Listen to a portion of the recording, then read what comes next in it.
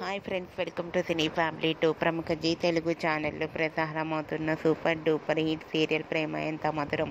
ప్రేమ ఎంత మధురం సీరియల్ ప్రేక్షకులను బాగా అలరిస్తూ ముందుకు దూసుకుపోతోంది.